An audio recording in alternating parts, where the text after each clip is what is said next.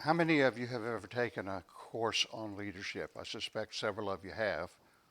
So this is not going to probably be anything new to you. Um, Tonight we're going to do general principles. Uh, we start off with the idea of the need for leadership and the fact that everybody leads either in a positive way or in a negative way. And I don't know how fast this will go tonight, but I'm hoping maybe to get questions and answers and conversation from you.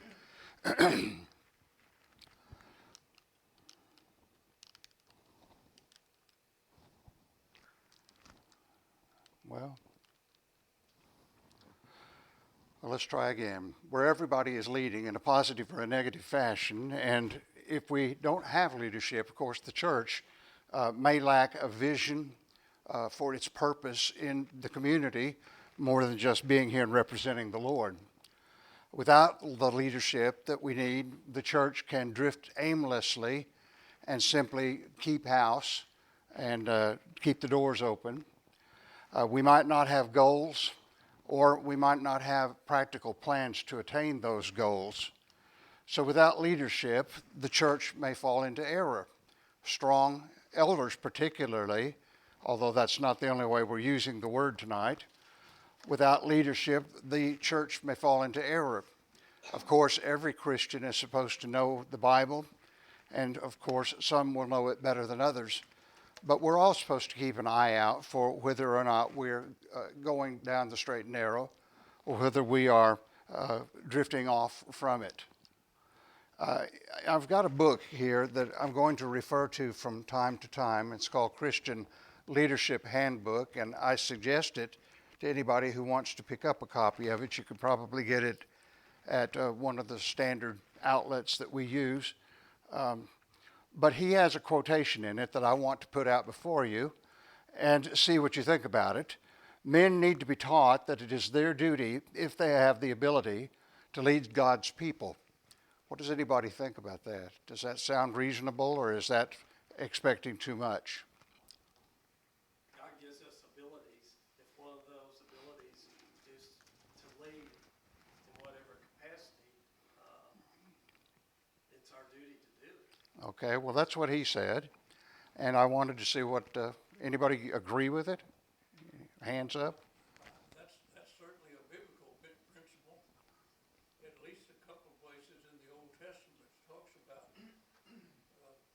where there's no vision, Mm-hmm. people perish. Mm-hmm. And another place it says that my people are destroyed for lack of knowledge. Mm-hmm. So leadership based on knowledge is essential. Okay, Jack, will this pick up people's voices? Is it doing all right? Okay, then I don't have to worry about it. The course syllabus, if you want to call it that, is first tonight, number one, an introductory period, talking about leadership philosophy and concepts that I came across as I was reading. The second week is to be elders, qualities, qualifications, tasks, concerns, and such things. The third week, if things go as planned, will be about deacons with the same questions asked. And the fourth week will be about teachers and preachers with the same questions asked. And if there is a fifth week, and I'm not saying there will necessarily be, it will be in order for us to field questions and talk to each other and just basically have discussion on what we have looked at, and if we've left something out, that it could be added in at that point. I kind of have yet to exactly develop that fifth class as to what I'm going to put in it, but that's the general direction that we're going to head. The study comprises an outline of basic principles, concerns of leadership in the church, and I'm distinguishing that from other organizations than the church. We benefit, if we'll expand our knowledge, by additional readings, and I have a bibliography that I will distribute later if you want a copy of it. It has works on elders and on church organization and church leadership and so forth. And we obviously couldn't put everything in this tonight. When we're considering leadership, we're going to talk about those who hold an office, such as an elder, or maybe those who merely lead by their life quality examples. We'll study the office of an elder, the office of a deacon, and the role of the teacher and the preacher to some extent, although to a lesser extent than the other two. And so our undertaking is broader than just general offices. We are really looking at how we can improve our leadership abilities and what we can do that would make us more effective. We'll predicate our studies on the understanding spiritual leadership is the bedrock of Christian leadership. We're not just studying secular theories, although I will mention a couple of those, but Bible examples and directives. Biblical leadership then is more than just meeting a list of qualifications and qualities that are in the Bible. It's that and more. It presupposes some matters, and it implies some matters. Leadership, then, some matters to contemplate. The question, what is a leader? And I put up there that it's a person who has a follower, very self-evident, whether it's for the good or for the bad. Does anybody here have a definition you like that you've heard? And if I don't get volunteers, I know your names. Well, whoever the leader is, the people following have to have confidence in that leader's abilities to lead in a proper manner. That's one that's for the good. Okay. So what is a leader? A person who has somebody following him. What is a Christian leader? I wrote that a Christian leader is a person who ethically influences people to do the true will of Jesus. And I inserted the word ethically because it takes away the idea of compelling people to do something or being overbearing toward other people. It talks about an ethical treatment of each other. A leader is not necessarily an office holder. It might be a leader by example. I think a lot of our women lead in some functions around here merely by what they do. They're teachers. They organize good works. Another way to be a leader is by instruction, as I mentioned, a teacher. But it can also be by encouragement. We have the Coffee Girls program back here where they're encouraging other people. And it can be by inspiration. There are certain people that you look at and you just go, that is quite an example of being a Christian. And so that's a leader of a kind. And we don't want to limit this simply to office holders. What's involved in Christian leadership? Some of these things we'll talk about are true of secular leadership, but some are not true of Christian leadership. Some are true only of Christian leadership. A few of the factors involved in effective Christian leadership is going to be part of what we look at. And those will particularly be when we study the qualifications of elders and deacons. Some of the character traits that we want to look at of Christian leaders. First, I put up here integrity. What does integrity mean? What's the definition of integrity? Honesty would be part of integrity. If you don't project an honest traits, people are not going to have any confidence into you, so that's part of integrity. And I think part of integrity is you're the same way through and through, no matter what part of, or aspect of your personality we're talking about. I believe that a part of Christian leadership or Christian leaders is that there is personal growth and accountability. It's not as though you're static in one place, that you get to a point and you don't have to do any more growing, or you can't be held accountable or hold yourself accountable for things that happen. So I believe that's a part of leadership, is showing that you are growing and that you're accountable. Bill mentioned honesty. I believe part of Christian leadership is that one must be an honest person. There is humility. It is the very opposite of Christianity's principles to be pride-filled, to be a person who's arrogant or a person who looks down his nose at other people. So humility is a part of Christian leadership. Leadership that is conducted with a humble attitude often draws the admiration of those being led. So a Christian leader is a humble person. There is thoughtfulness of other people's rights and feelings, particularly in an organization and particularly in the church. A lot of people may have their feelings out there on the sleeve, and we need to be careful and be aware and take note of what it takes to make those people feel comfortable and loved and needed in the work of the church. I believe that Christian leadership requires of us compassion and empathy. Somebody tell me a definition, a working definition for compassion. Andy, what do you think? To have the feeling for or the the feeling for somebody in their situation. Okay, to have the feeling for somebody in a situation. Does empathy change a lot from that, or is that pretty well the same thing? You can empathize with them, but you may not know what they're actually going through. Yeah, okay. You may not know what they're going through.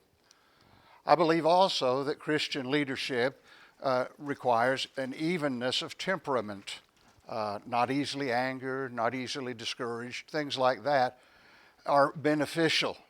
It may be that one can lead without that quality, but I believe his leadership is much more effective with that quality.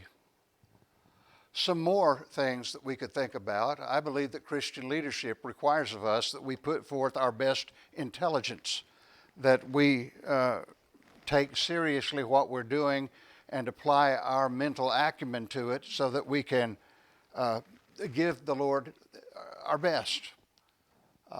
Let me open that up for someone. What do you think about that idea? Some of these I wanted other people's opinions on, and that's one of them. John, what do you think? I think that may be taken, some people could read that and think that only smart people can feel it. Oh, I think anybody can be intelligent. I think, intelligence would just be trying to get the facts and information regarding the decisions that you have to make, get the facts and information prior to making those decisions. That's an intelligent way to approach things. Okay, all right. Closely aligned with that, I put wisdom and prudence. Wisdom being the appropriate use of your knowledge based on perhaps experiences. And it generally means, of course, that you're picking the wiser, taking the same word, the wiser pathway. Prudence is in the same direction. It's not being risky, but rather taking an appropriate path, a path that is certain or a path that is at least reasonably good. I believe that Christian leadership is helped by foresight and vision. Helen Keller is said to have written, "The only thing worse than being blind is having sight without vision." So what is vision? That's a term that comes up a lot in what I was reading about in preparing for this. Means you kind of have an idea of where you want to go. Okay, an idea of where you want to go. If there's a vision for a church, you've got some plans, at least preliminary plans in your mind as to what can be accomplished and what you might be trying to do. Foresight, of course, is simply it's one of those things that you can develop over the years' experience. That wisdom will help you. That over the years you can begin to anticipate some things that may happen in certain circumstances, and then you can, in fact, make a good decision because of that. I believe that Christian leadership benefits from innovative but scriptural methods. That is, we don't have to do everything the same way every time forevermore. There may come along something like the internet, and we somehow or another find ourselves streaming our worship assemblies online to a world who would never be here otherwise. And so there was an innovation, a perfectly scriptural thing to do, but we're just simply using what becomes available to us. And the word innovative comes from, of course, the idea of something that's new. So we have to be careful, of course, that in our innovations we don't bring things in that aren't scriptural. For instance, mechanical instruments of music is an example I use an awfully lot. Again, a character trait of Christian leaders, they need to be an example of personal involvement, leading others to do God's work. Someone says you can't lead very well from behind. Not usually. Usually you have to be out front and they have to see you. Now, let me pause long enough to ask if you think of some more that we need to add to this. Some other character traits or talents, if you wish, that might be useful in Christian leadership. Well, there are several of these traits that you listed up there that imply listening, but I think just being a good listener Being a good listener, is absolutely essential. okay? I have a problem always with if somebody's talking to me, my first tendency is to think about what am I going to say when they're finished. Mm-hmm. And as a result of that, I have trouble figuring out what they said Mm-hmm. because I'm busy formulating a response. Mm-hmm. And that's not a good characteristic of a leader. We need to be able to literally listen to hear what is being said and what its implications are. Mm-hmm. And that means concentrating on that other person as opposed to yourself. Okay. Listening to the other person, which means concentrating on that person, Yeah, so you can hear what they're saying and what they're meaning. right. Okay. Someone else? That's a good one, Lloyd. Thank you. Someone else. What is a trait? Some of you have been in management positions at your work. I was going to say, it's implied by some of the other words that have been mentioned, but you have to have patience because you're dealing with people and everybody's case is different, situations are different, personalities are different. So you're going to come across working with people, and then whether you're in business or we're in the church, I mean, no two situations are the same. Okay. So you've got to be patient and you've got to be able to, like Brother Grissom was talking about, hearing things out. And then it goes back to some of the other stuff you already mentioned. You can't make rash decisions and so forth. And that's where it comes in wisdom and prudence. And Okay. Okay. I knew I wouldn't get them all. I knew I could enlist the help of people and improve on this. Well, let's look at what is a leader. We've broached that at the very beginning, but some points to consider is a leader is one whom others follow for the purpose of accomplishing a task. I saw it worded a little different than that, but this captures the essence of what I was trying to say. Is this is someone who shows other people the way or influences other people to go that way or inspires them perhaps or encourages them, but that's someone that has a purpose in mind and is trying to get other people to embrace that purpose and to take it as their own. Chad, you head up a lot of folks. What do you got for us? Well, I was thinking that one of the characteristics that should be mentioned is self-awareness, and knowing oneself and tendencies, and being able to step back and not react emotionally in situations where you might feel the need. Okay. So is that, for example, anger? Or? Anger or just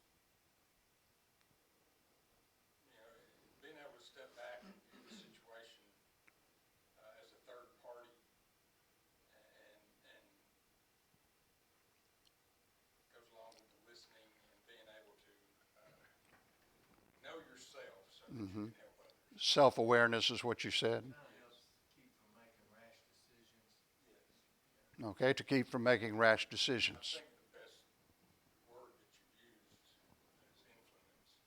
is influence. Is what? Influence. Influence. Has the ability to influence others. To influence others, yes. All right.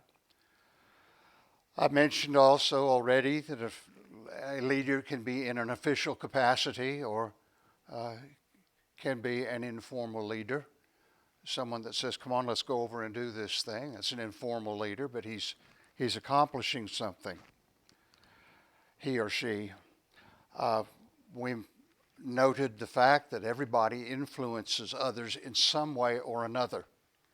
You could see Joe over there or Jim or whoever, and he's not doing anything. And the thought could be kind of planted in one's head, well, if he's not doing anything, I don't have to either.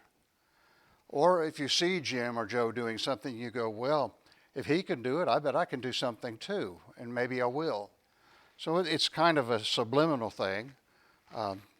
It's not maybe conscious, or maybe it is. It can be active or passive. It can be by direction. We can direct someone that they need to do something, or we can give an example, or it could be both. There are, of course, managers and leaders who step right up and get right in the middle of whatever the activity is that is being undertaken. It can be for the good or for the bad. We all know what the influence of gangs is on the youth of our nation, some of the youth of our nation, bad influence that leads them down the wrong path. A leader, the kind that we're talking about, is trying to lead them in an upward way. A leader is one who, well, let's first mention that inaction leads others to be inactive. I've already really covered that. Leadership can command or influence people. Two different styles of leadership. The command sort, we'll talk about later, is not necessarily as effective as some other styles. But each of us gives an impression. If I'm leading in some way, that's my form of leadership, and others are going to say, there's leadership, there he's out doing that. That's his form. All right. What is leadership? The task of directing or influencing a team of people, or it could be an individual, to accomplish a goal or a task. Now, I'm going to ask, for those of you particularly who have been through courses like this before, do you have a better definition, a more complete definition or description that might improve on this one? Because I don't pretend to be an expert in this field. Simply trying to lead a discussion about it.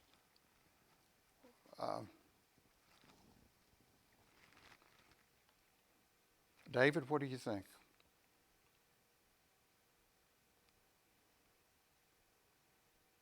I was about to add the positive factor in there, but I changed my mind because, like you said a few minutes ago, a leader can be for the good or for the bad.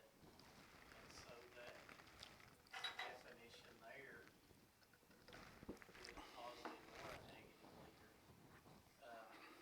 A few minutes ago, too, you mentioned wisdom and prudence. Mm-hmm. And some of the ones in here touched on this, but you may have two different people in the same situation, but you realize that those two people are different, like David said, and what may be one answer for one may be a totally different answer for another. Do you have an illustration? And I think that's where humility comes in. Okay. And putting yourself or empathizing with them in what position they are in. Okay. You have an illustration? I knew you was going to say that, and I can't think of one right off the top of my head. Okay, that's all right. Well, you can be more direct to some people, where other people you have to be more gentle, I guess would be Mm-hmm. as far as giving advice. And I think that would be the two different situations. And both would be effective, but you have to know who you're dealing All right.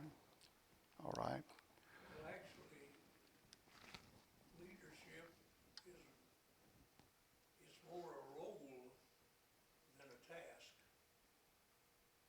Leader is that's a role. Mm-hmm. You have a part to play, Mm-hmm. a certain way to behave, a certain position, if you will, on the team. Um, you may not be the one who does the work, but you are the one who influences others to do the work that needs to be done. So the idea of having it being a role or is more than just a task, I think. Well, Maybe it's a different way of saying the same thing. and it might go back to that point about integrity, where it's a part of you. Yeah. It's what you're really made of. Someone else. I'm gonna back up, it's not a definition of leadership, but one thing I was sitting here thinking, to be an effective leader, you need to, in addition to those traits that you mentioned earlier, you need to understand the people that you're leading, Mm-hmm. have a relationship with them. Mm-hmm. Have a, somewhat of a personal relationship. It's a whole lot easier to lead people that know you and you know them. All right. So to be an effective leader involves knowing people and knowing about the people and them knowing you. Is that pretty well what you said? All right. The things we'll look at that were secular, some of them you'll find disconnects. You'll say, well, that may work in the business world, but it really doesn't work in the church. And I would agree with that. In fact, I would insist that's right. In the secular world, it may be all about making more money or increasing market share. You could say, well, we'd like to increase the church's market share, but and we wouldn't mind more money, but that's not our prime mover. That's not what specifically we're about, is cornering the market on a product. Another one might be growing the company. Well, we would like to grow the church, but there are higher considerations than that that should lead to the growth of the church. For some people, leadership is an ability to gain power over others. And I would suggest that that really doesn't work very well in the business world, as far as I know. And I certainly think that it's negative factor in the church. If someone is just about gaining power or being on an ego trip, that's not what church leadership is about. So although the church wishes to increase and prosper and do well, it does so by different means than a business might go about it. Let me pause for that. I invite and welcome a conversation at any of these. Somebody has something they care to say about that? All right. Well, I think that's one of the hazards in the church.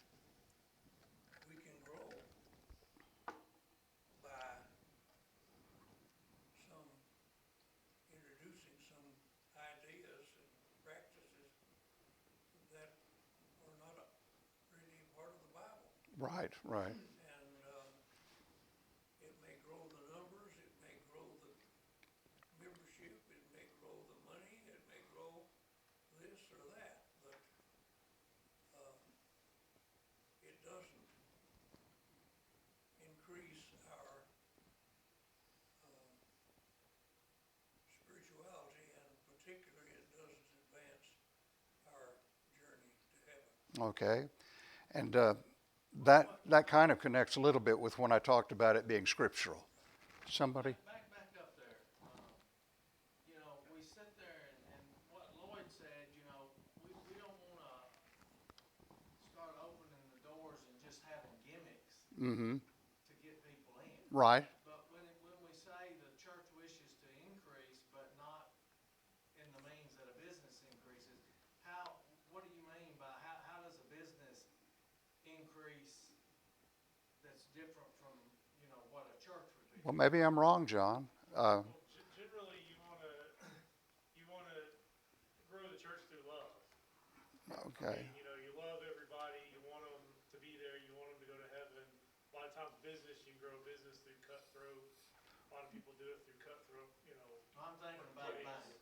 I'm thinking about a situation with a bank that I'm dealing with.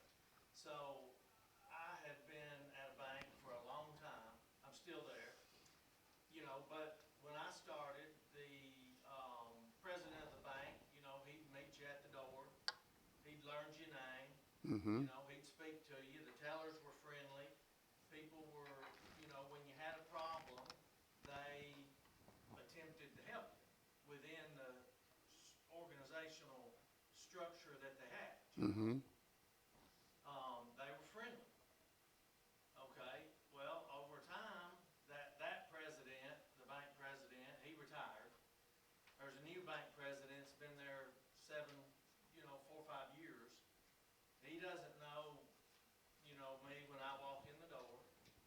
The tellers, are some of them are different. There's just not the same relationship there.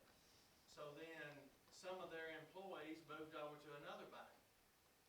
And I happened to open an account over at that bank. And,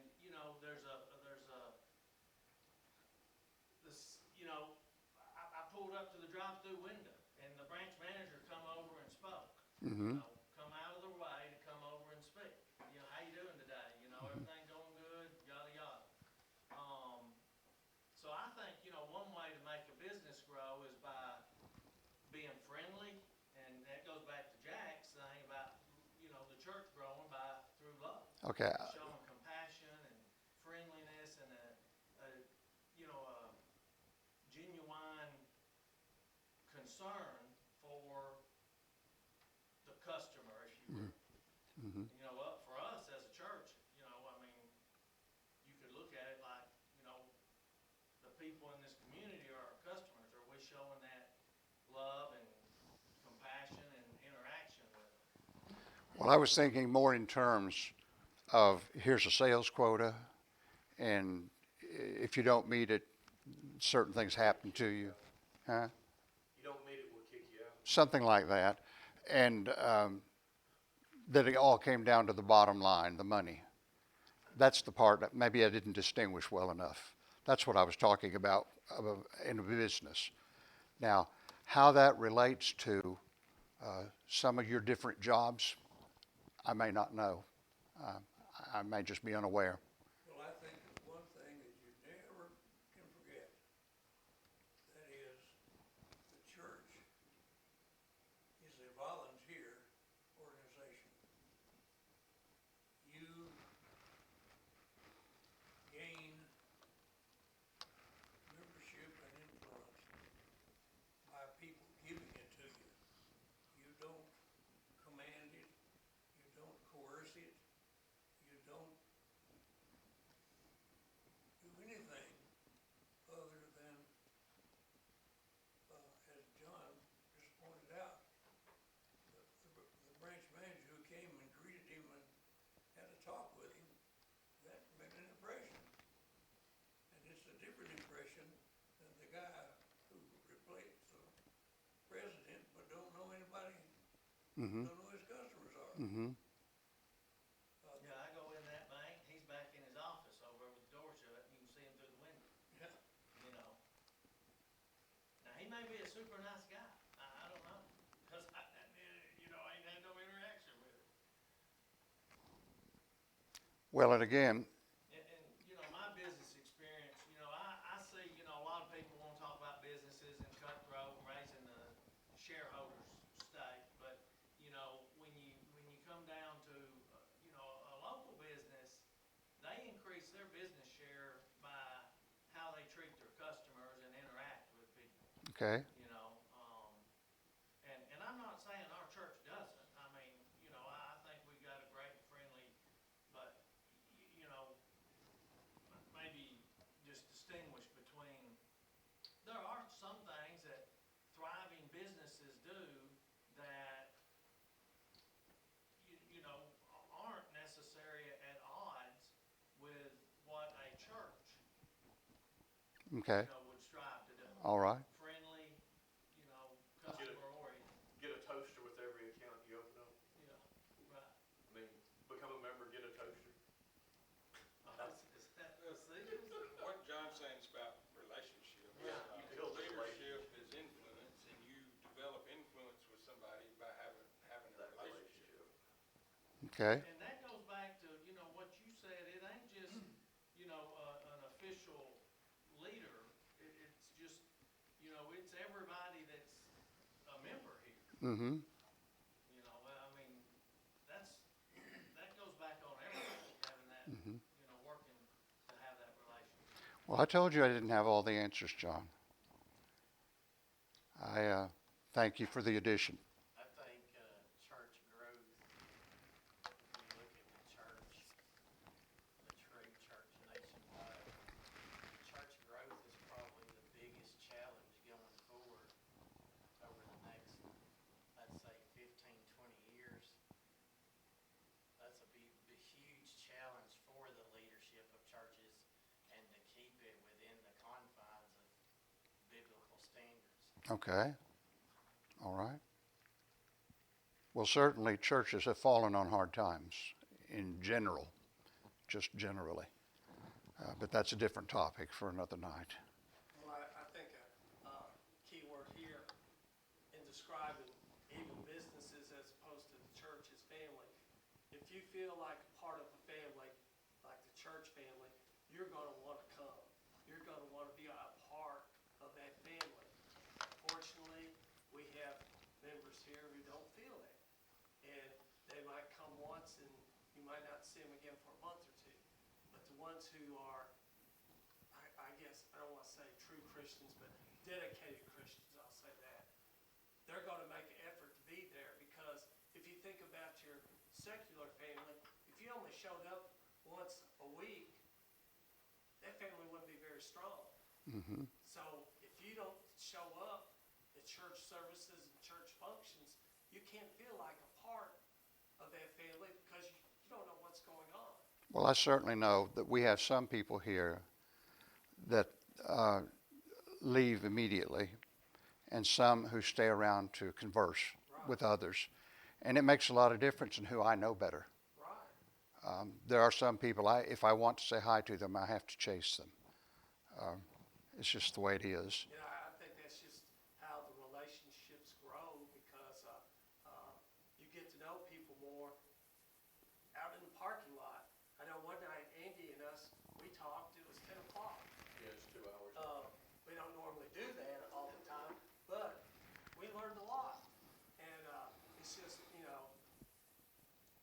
nothing real important, but we learned, And when we have our PEP meetings, we learn about individuals because we have time to talk to them over a meal, things like that. So I think that's what sort of bonds the church together, various functions outside of worship. And the people who don't participate in that are really missing out. And we can try to encourage them. I've tried to encourage some that are not in the BEP program just to come and give it a try. And I think if they do, they would really be surprised at how much more that makes you feel a part of the congregation than just to come in Sunday morning for an hour and then quick amen, you're out the door. You can't feel part of a family if you do that. All right. Anyone else? Well, and the leader, an effective leader, is one who maximizes that particular concept, promotes it. What, say it again? Well, he was talking about feeling as like a family. Mm-hmm. The leader is one who promotes feelings of family, Mm-hmm. not necessarily on his part, but between people that he's leading, members of his team, if you will. Mm-hmm. Okay. Spreading it around. All right. David? Did you have your hand up? Yeah, on the very first screen that you showed tonight, and I wanted to ask it, but I didn't, but I'm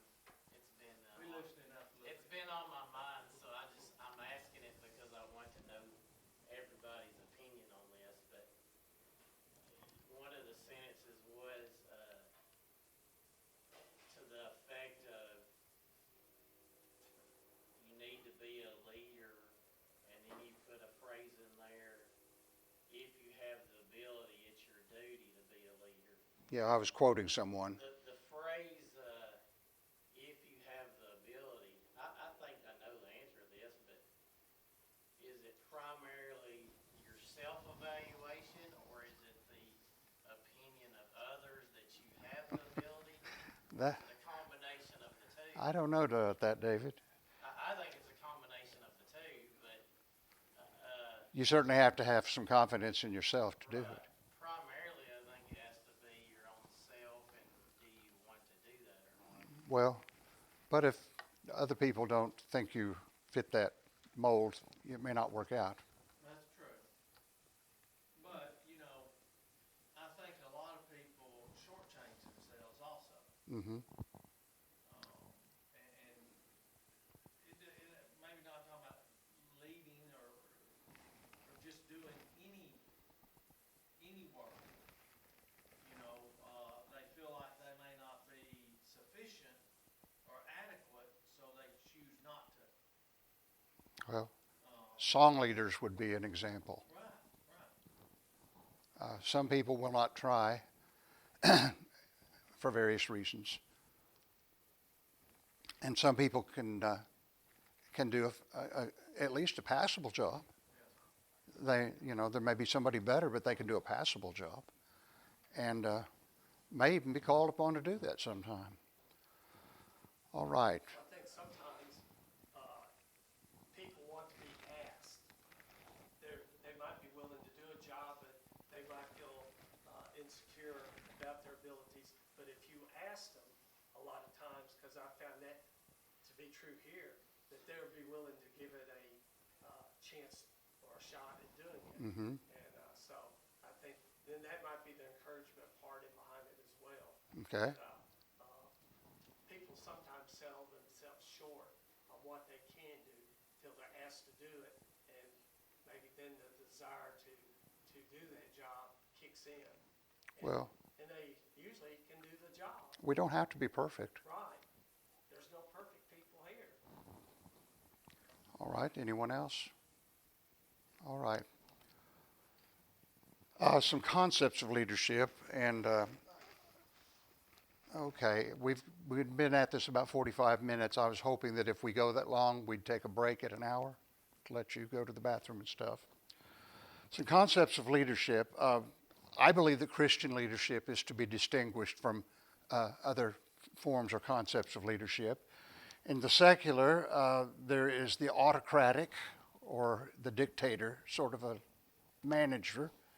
And this was not original with me. I found this somewhere. There's the democratic, which was not explained just real well to me, but it allowed some give and take between management and the team. A lead by popular opinion. And then there's laissez-faire, or just let it be, and that sounded like minimal management to me. Another way of saying it is to be directive or to be interactive, or each person basically does as he pleases. There are lots of theories. All you got to do is start looking it up, and there you'll find lots of theories on leadership. And of course, there's not time to read about all of those. But even in the secular realm, people have come to realize something of a concept called servant leadership, which I suspect you may have heard of. John, have they suggested that in your experience? You ever heard that concept mentioned? John? I'm trying to think. Okay. Has anybody, not just John, has anybody heard that? I've heard that. Okay. Apparently, it's kind of a buzzword in management circles. But the point of it, and I found a hard time finding an exact definition of it, but it sounded more to me like what we would be doing in the church. You're attempting to develop other people so that they can become leaders or servant leaders. There was in that, Lloyd, you were talking about listening to people. One of you was talking about knowing people and their situations. knowing, that was John, I think, knowing their background, knowing something about them, and knowing their strengths, knowing what isn't their strength, knowing how you can help influence them to make the most of what they are. So there is that. Christian or religious leadership is the idea of being a servant to one another, leading by example. Galatians 5:13 says, "By love, serve one another," one of the verses that might be used there. And it implies that you have a kind of grasp of the overall task, the importance of the overall task that you're undertaking.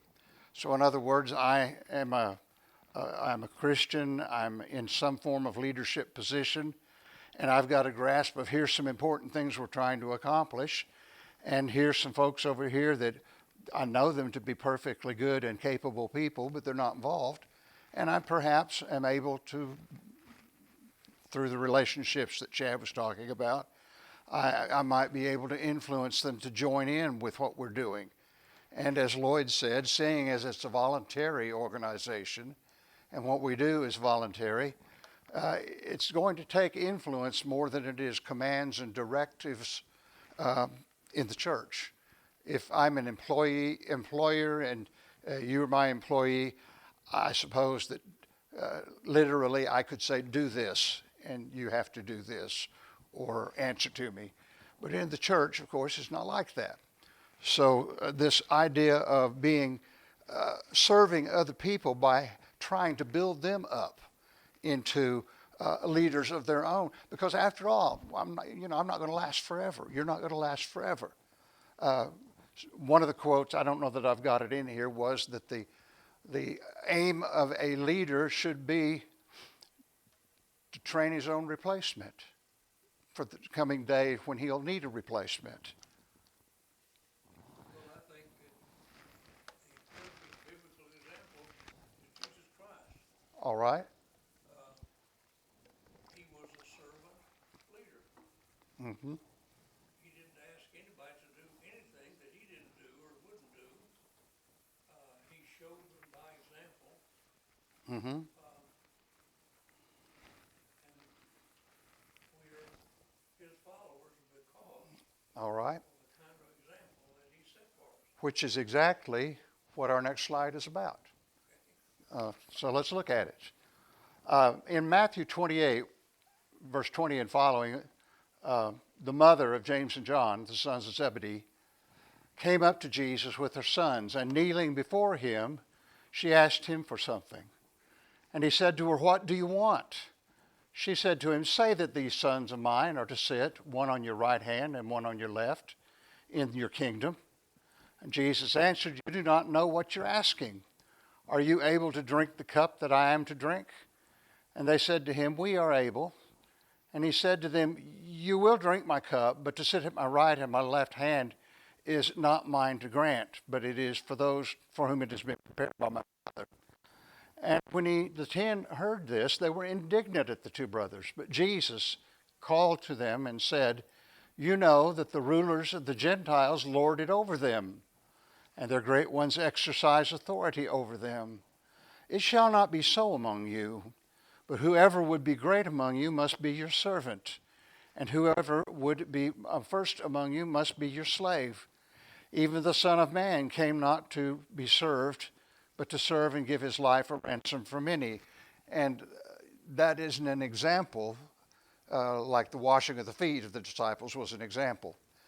But that certainly is the principle you were talking about, Lloyd, that Jesus didn't just command them, do this, do that, but he showed them the way, and they admired him greatly. And of course, they respected him greatly. So it wasn't a matter of taking away the respect from him. What I want to do is have some questions about that. What lesson did Jesus teach the disciples? And anybody can answer, or I can sentence one of you to be the answerer. Humble, okay. What's another one? By example. By example. What's another one? Put others first. Put others first. I suspect there are some more. Anybody has something? How about the idea that he says you're different from world leaders? You're different from that kind of a leader. You're a different sort of a person, a different sort of a creature. What type of leadership did Jesus exhibit? And I've already given you the answer. He was a servant, wasn't he? You remember when he took the towel and wrapped it around himself, washed the disciples' feet, and then said, "As I've done, you do." And Peter wanted him to wash his whole self. And he says, "No, once you're clean, you're clean." But goodness, that was the Lord of glory kneeling down and wiping nasty old feet. That's just hard to even imagine. Yet, I suppose if you think about the fact that he left heaven for us, washing some feet wasn't any big matter. We're going to see something on a later slide about the servant leadership, so I'm not really asking that. But here's a question. What is spiritual leadership?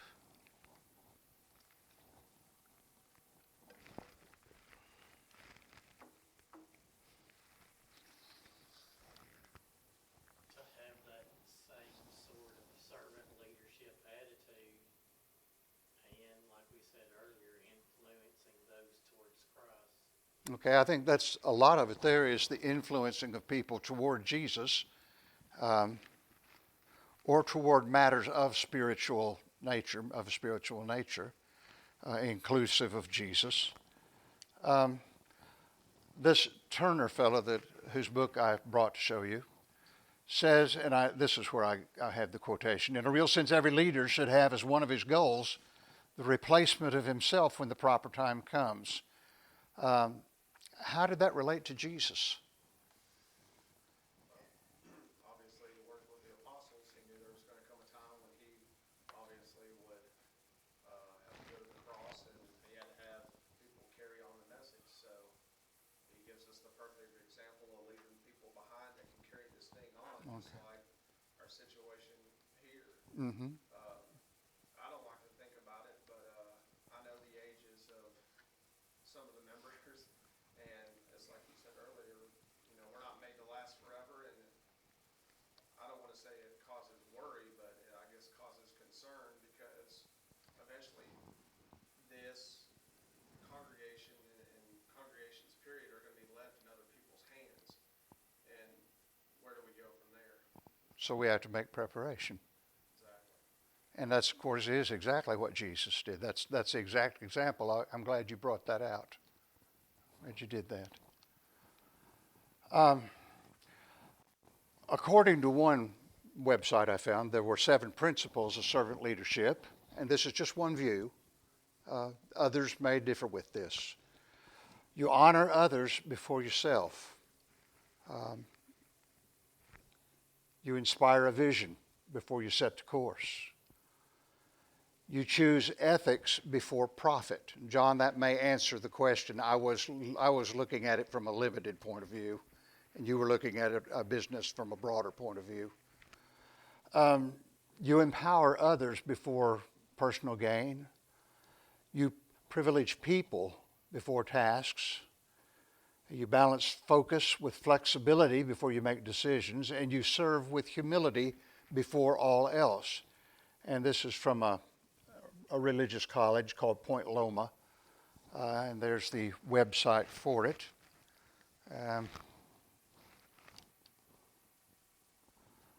I wanted to hand out to you a piece of paper that I took from Forbes magazine, and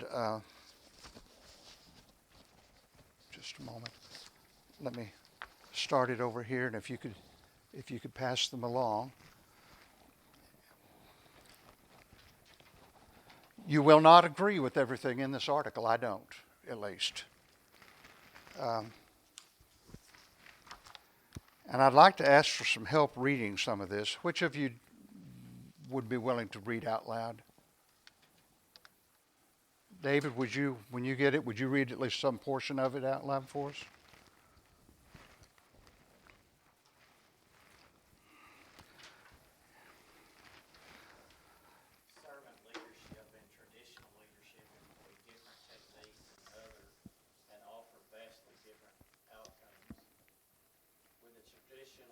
leadership approach, the leader encourages people to do their jobs by providing them with guidance, direction, and motivation. The main focus of a traditional leader is to improve the business position of the company or the organization and market. Servant leadership occurs when the leader's main goal and responsibility is to provide service to his people.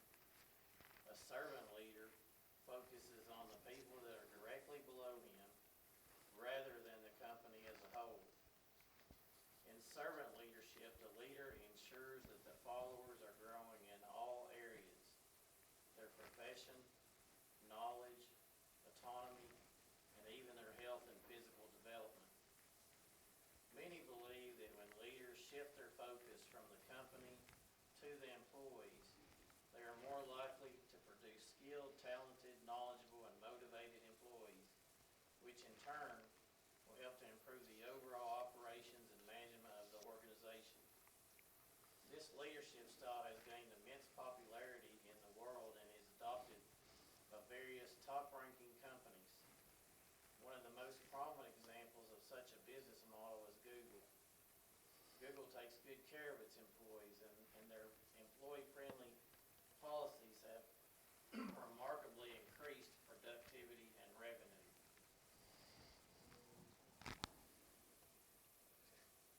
Where did the term servant leadership come from? The phrase servant leadership was coined by Robert K. Greenleaf when he used it for the first time in his essay that was published in 1970. In his essay, Greenleaf explains that the term servant leader and talks about the reason for coming up with a new leadership approach. How can one become a servant leader? Anyone can become a servant leader by demonstrating certain characteristics. Here's how. 1. Be a good listener. Servant leaders always listen to people before they speak their mind. They want to know what their people think and how they feel. To improve your listening skills, it is important that when you talk to people, you give them your undivided attention and notice their tone and body language while speaking. Have empathy. Servant leaders feel for their people and don't turn a blind eye toward their problems and issues. They try hard to resolve those issues by fulfilling the needs and wants of the general public. Heal those around you. A servant leader is capable of healing people with a focus on their emotional health and a feeling of completeness. This means the leader needs to make sure that people have access to knowledge and resources that enable them to create a healthy and peaceful working environment. 4. Be aware. Servant leaders are fully aware of themselves and their people. 5. Persuade without being forceful. A good leader is capable of convincing people in different ways. Leaders never make use of their authority to make people do something, but instead motivate and encourage them to take the desired outcome of action. A leader is not forcey or bossy. Conceptualize and communicate a vision. A servant leader can help build a concept for people. This includes the task of creating a vision and mission statement to provide a sense of direction for the entire team. I'm going to pass it on. Okay. I was waiting for you to stop for a second. Number 7 is channel foresight. A good leader can anticipate future events and how they will impact everyone. The ability to foresee is not a God-gifted talent, but rather a skill that is acquired through experience, learning, and analysis of past trends. Practice stewardship. Stewardship refers to accountability. It's the ability to take responsibility for the actions, behaviors, and performances of your team. Number 9 is commit.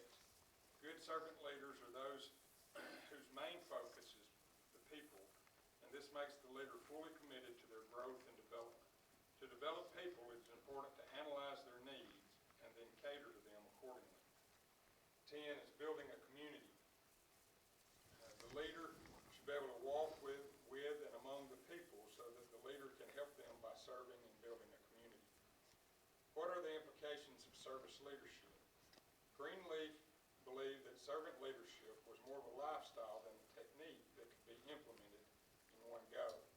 Even though the concept was introduced a long time ago, it is still a relatively new concept that needs work. In fact, it was only in 2004 that the concept started to be studied formally in a proper and empirical way. Ethics have become an important concern in the business environment. Various research is being done on servant leadership, and the leaders who implement this style of leadership should make sure that it's done honestly and ethically. A wide range of different scales have been created to measure the magnitude of servant leadership and ethics in various organizations. These scales were created because although servant leadership may have numerous positive aspects, its downside is that if the leader does not behave ethically, then practicing servant leadership for the benefit of the organization is pointless and a far-fetched idea. A leader who behaves unethically is likely to decrease followers' motivation, and this can hamper business growth and development.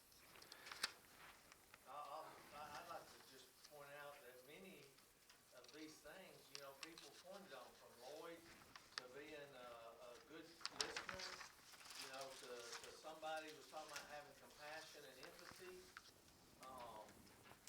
Be aware of, number 4, be aware of, the people that they're leading.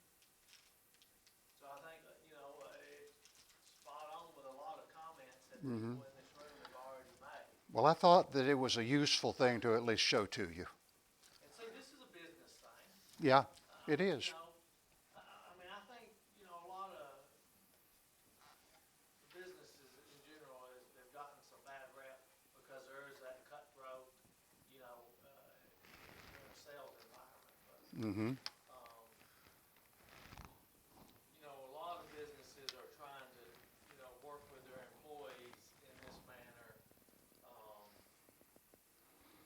so that they're happier and more productive, which in turn increases the bottom line. The more the better. Yeah. The more they do that, the better. Well, I'm going to suggest we take a break right now. We've been going a little longer than an hour, and we don't have much more on servant leadership. And then we have one other thing to do. Hey, real quick, as he was reading that last paragraph, and this is not on the class, but I couldn't help but think that last paragraph needs to be implemented in our government. Okay. Okay. Okay. Just that one paragraph. Especially the last paragraph. I think they need to. Like, understand who their people are. Should be welcome back, Carter. All right.